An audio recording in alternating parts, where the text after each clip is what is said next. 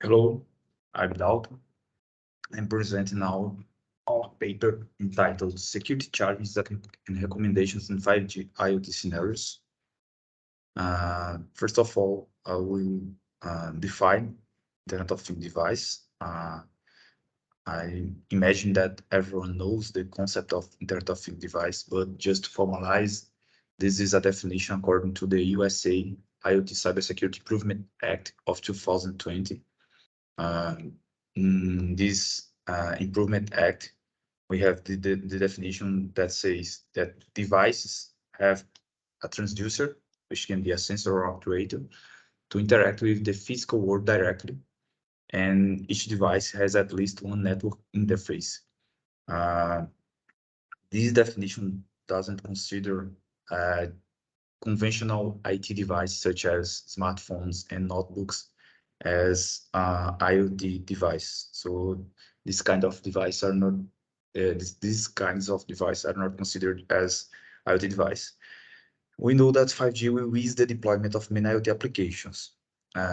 With the deployment of 5G, we know that we have three main technologies: the eMBB, Enhanced Mobile Broadband, the URLLC, Ultra Reliable Low Latency Communications, and we have the MMTC, Massive Machine Type Communication. The Massive Machine Type Communication adopts the LTE LP1 standard, which focuses on transmitting small quantity of data to long distance, aiming at lower the energy consumption for battery economy. And with the MMTC, we have a larger network capacity, which allows greater device number. With the MMTC 5G, we can have up to 1 million devices connected per square kilometer. This large number of devices connected may generate security concerns. Since we have a different hardware, different standards, different protocols, we have heterogeneity regarding the different IoT device, and we also have constrained resource. So many times it's difficult to employ some security mechanisms in such devices. So these characters make device more vulnerable to attacks. For instance, powerful distributed denial of service, which occurred in 2021, December, had a peak of 4.4 terabits per second, involving 5,270 IP addresses. So this kind of attack, the DDoS, is becoming very usual, since many attackers are exploring the device to create botnets and apply the distributed denial of service attacks. Given these concerns, we decided to investigate scientific papers and technical reports regarding the challenges and recommendations of security for scenarios involving 5G and IoT. The IoT applications that use 5G communications to work. The main contributions of this paper are listed in this slide. We gathered and discussed common threats to IoT device. We classified the common threats with the STRIDE method and applied common vulnerability score system, which is the CVSS, to these threats. We gathered technical recommendations regarding cybersecurity in IoT device. We proposed a threat model with 6 attack surfaces to be considered when analyzing security problems and solutions in 5G IoT applications. And lastly, we discussed the impact in the 5G infrastructure in case these threats are successful, and what these successful attacks can, how these attacks can impact the 5G infrastructure. For those that maybe don't know the STRIDE model is a model considered to analyze threats, attacks And this is an acronym. Each letter, STRIDE, is listed, is regarding one word of those listed in this slide. The S stands for spoofing. So the spoofing we consider when someone attempts to gain access to a system using a false identity to gain an illegitimate advantage. The T stands for tampering. So when an unauthorized modification of data, whether in storage or transmission, the R is for repudiation. It's the ability of users to deny that they perform specific actions or transactions. The I is for information disclosure, unwanted exposure of private data to individuals who should not have access to them. The D is for denial of service, which is the process of making a system or application available or with impaired availability to legitimate users. And the last letter, E, stands for elevation of privilege. Occurs when a user with limited privilege assumes the identity of a user with higher privilege to gain access to an asset. So the stride model consider each of these words for each attack, and we can group attacks regarding these properties. The Common Vulnerability Score system is a system that considers some metrics. The score is based on metrics. For instance, one of these metrics considers if an attack is easy or hard to execute by exploring some vulnerability. Another one is related to, for instance, if an attacker explores a vulnerability, he or she can gain access to another domains instead of just accessing the local domain. So we have some metrics, and based on these metrics, we can analyze and put some values. According to these values, the score is applied, is generated, and this score is related to vulnerability qualification level. We have 5 levels, which are known, low, medium, high, and critical. Known is when we have a score of 0, low when the score is between 0.1 and 3.9. The medium is when the score is between 4 and 6.9.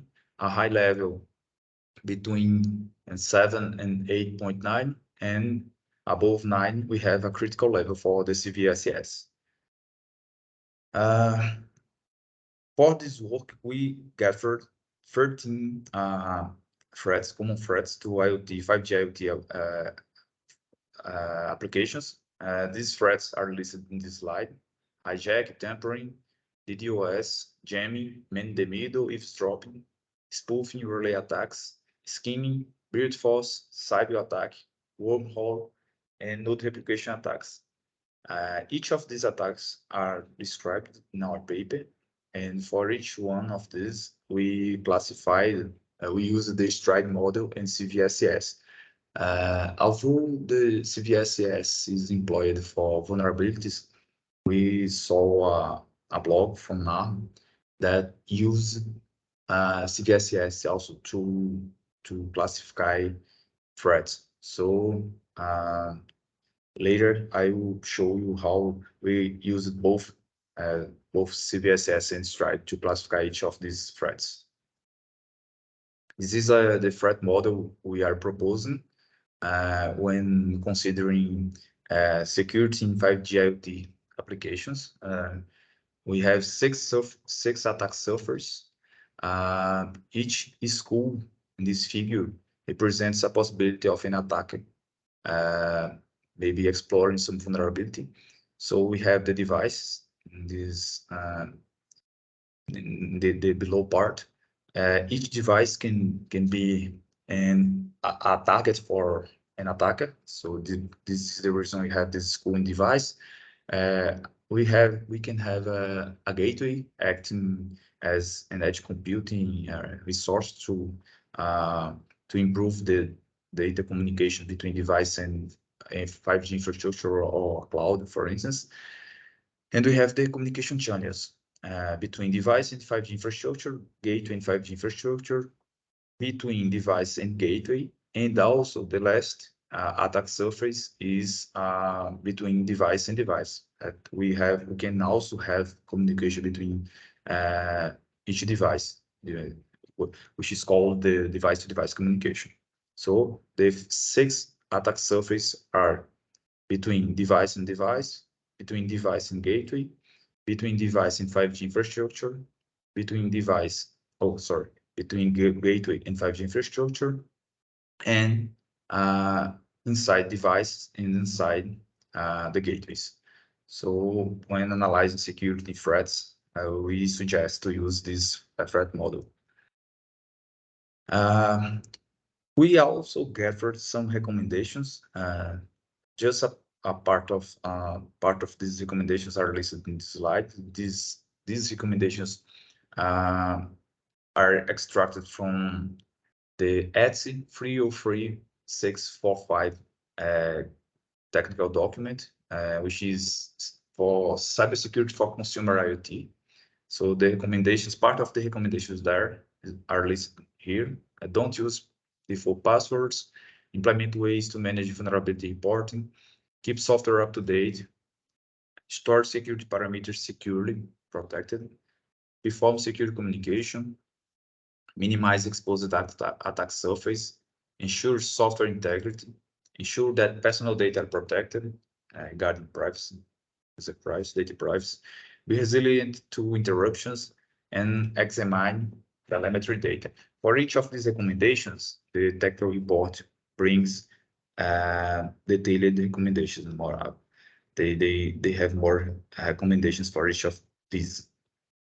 Here is another document that we consider from AINA, which is a baseline security for IoT.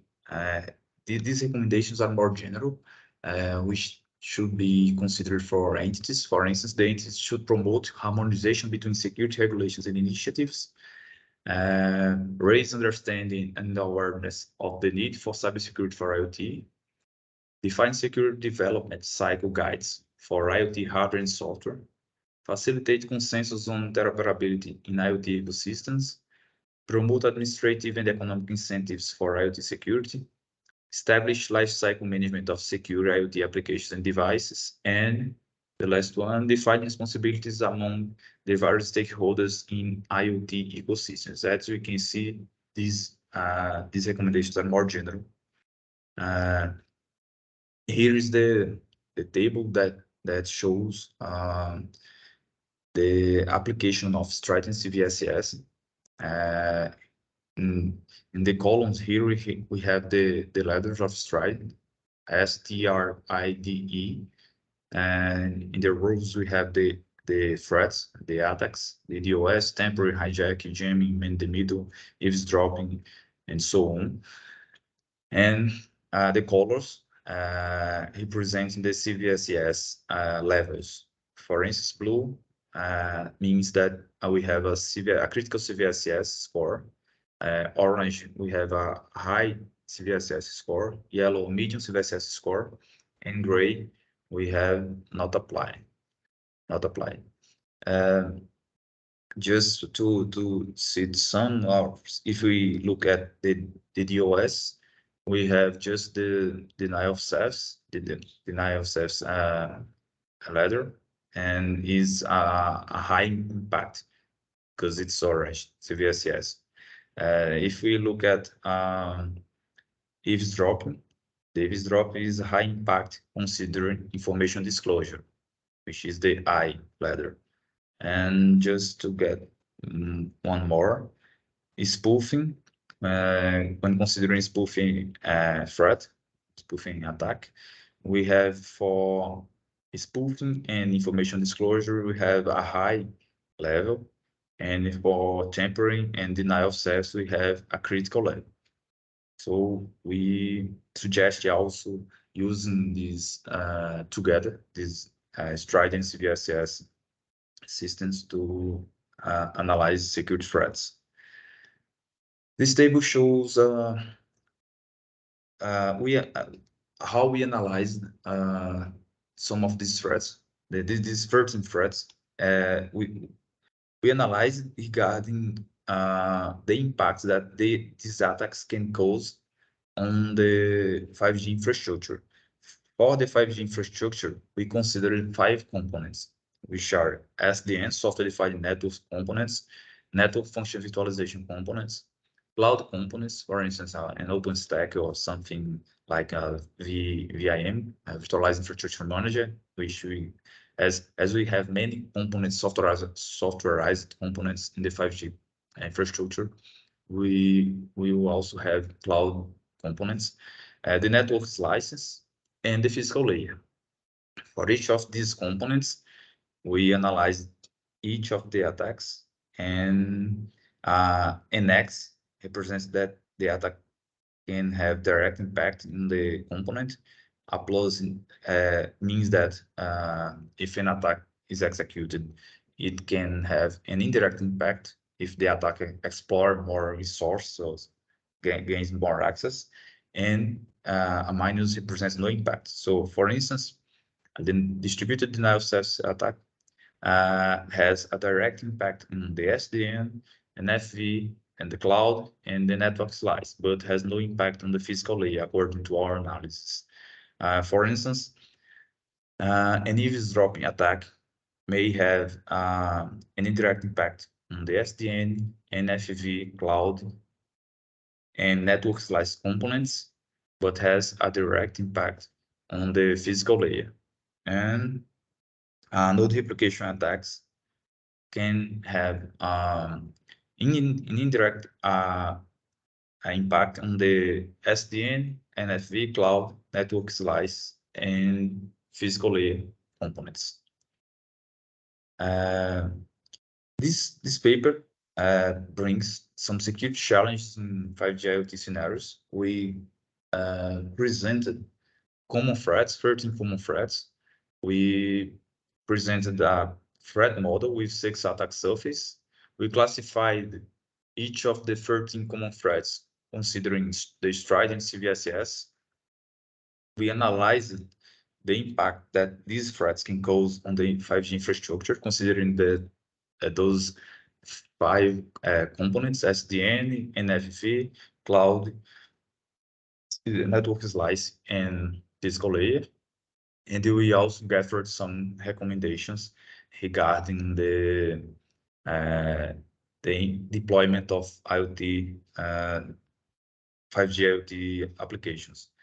This information that we bring in this paper can help risk management process to deal with security concerns, and can also help regulatory agencies to define mitigation strategies. For instance, these results are partial results from a project that we are doing together with the National Telecommunications Agency here in Brazil, the Anatel. And we think these results can help regulatory agencies to define mitigation strategies regarding 5G IoT security. As future work, we suggest a systematic literature review considering security challenges in 5G IoT. Actually, we already finished a systematic literature review, and we were developing this systematic literature review when we submitted this paper, but we already finished and submitted to a journal. And we also suggest a tool to calculate a security score for IoT applications, like CVSS. We can get some score related to security and maybe compare IoT applications, IoT devices regarding security.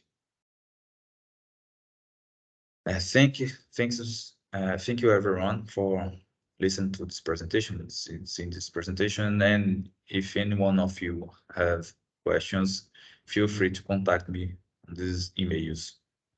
Thank you very much.